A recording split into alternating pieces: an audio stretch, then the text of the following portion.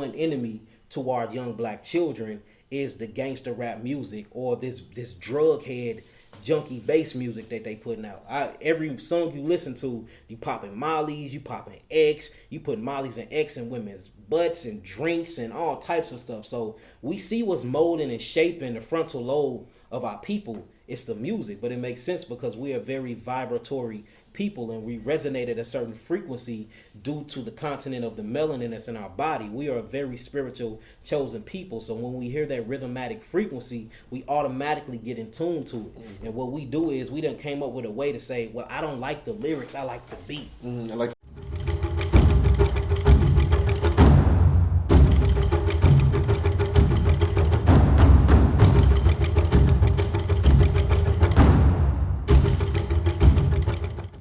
Before I just wanted to say this, right? I want to give you this shirt.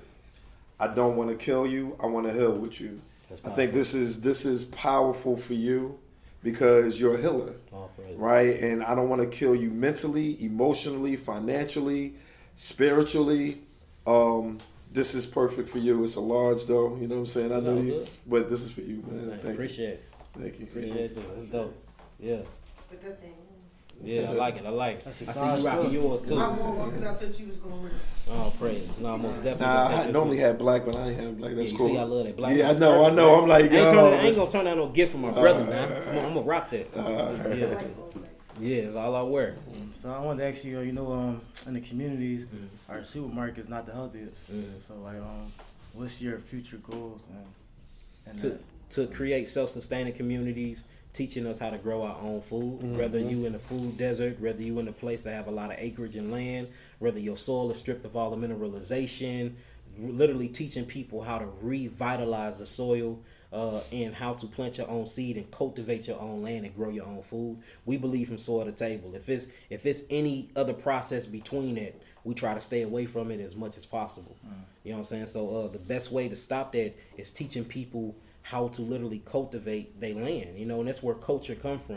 Culture actually come from cultivation. Culture means to grow. So if a person's culture is not growing them mentally or growing them spiritually or growing them physically, then we need to revamp the culture. So not only do we need to revamp the culture of the so-called black man, but we need to revamp the cultivation of our soil and teach people basic skills of farming.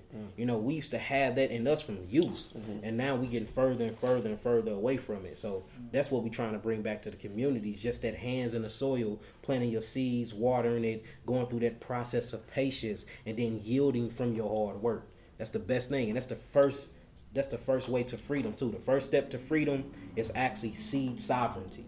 If you're growing your own food, if you have your own water on the land, if you own your own land, and if you know how to build a house, then do you got to pay any bills? No. So what you need to go to work for?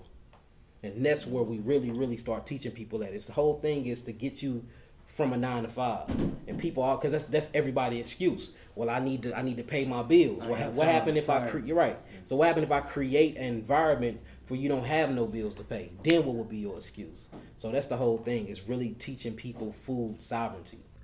You know what the fuck going on? YNG Cheese, $1 million worth of game. We at ACAF. Shout out to them. Vlog coming soon. YouTube, go check that. Go subscribe to their page. Right. Get with them. Check us out. We're about to drop some exclusive content. When do you see us living like that? Like how many years in the future? I'm living like that right now. So us as a community, as a whole, I see if more brothers come teach the same message, we build up this army like I'm trying to build up. Man, I can see this happening within the next 10 years. 10 years? Even if I'm not around to see it, I got so much work out here and so many videos, and I'm writing one of the dopest books in history. I think it'll happen soon. I just think we need to really push, culture, literature. We need to make reading fundamental. We need to make reading attractive, like how they like to listen to their favorite rappers. We need to create that same currency and that same energy for people reading books, for people, building their own house. We need to start teaching skills again. We lost skills. Don't nobody want to learn trades no more. Everybody want to be a rapper or be in the street, gang bang, or athlete, and then a bunch of, or talk and do podcasts. Ain't nobody really in the streets, knocking door from door, or whatnot, be say grassroots, that like they used to do it back in the day to spread the good word. And a lot of people don't know how to grow their own food, man.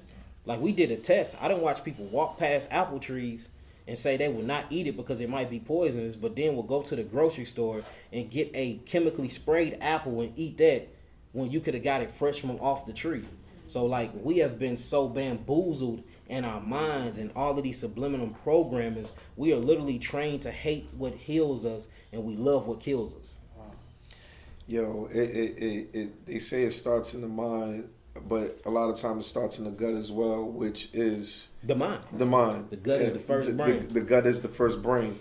I speak about education, right, and the public school to prison pipeline, and I know that we can't knock on every door and say, this is how you're supposed to raise your child. This is what you should do.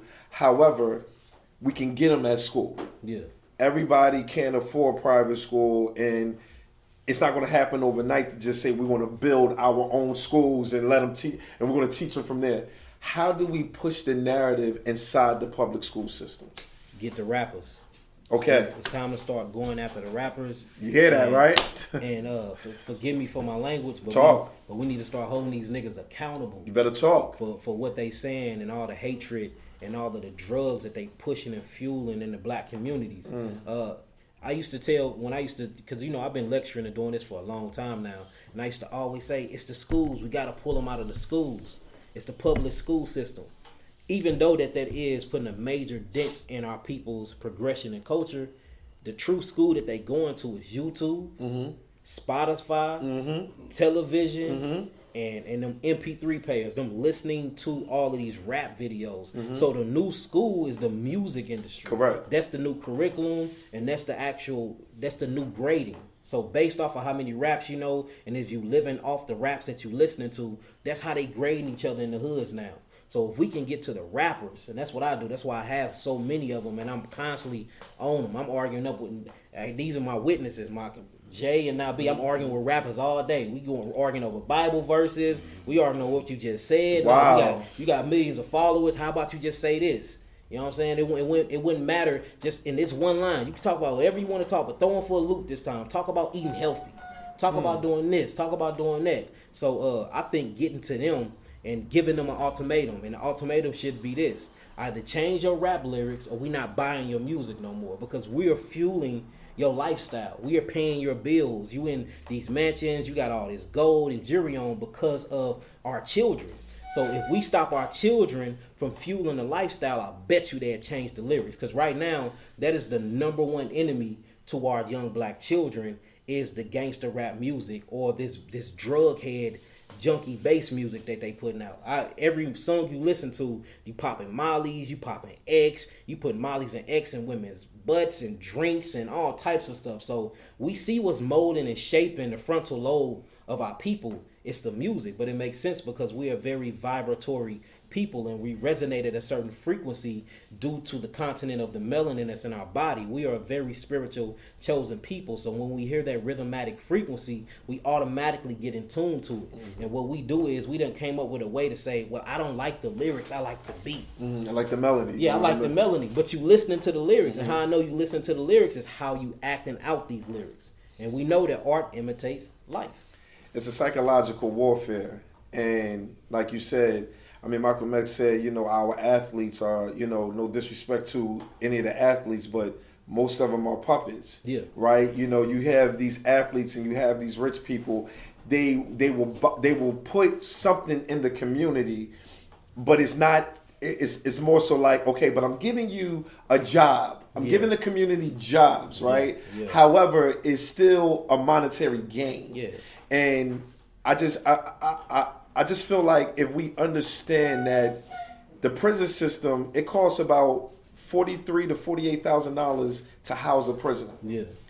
It costs about $8,000 to $11,000 to teach a kid in a public school. Yeah, that was making $350 off my head a day.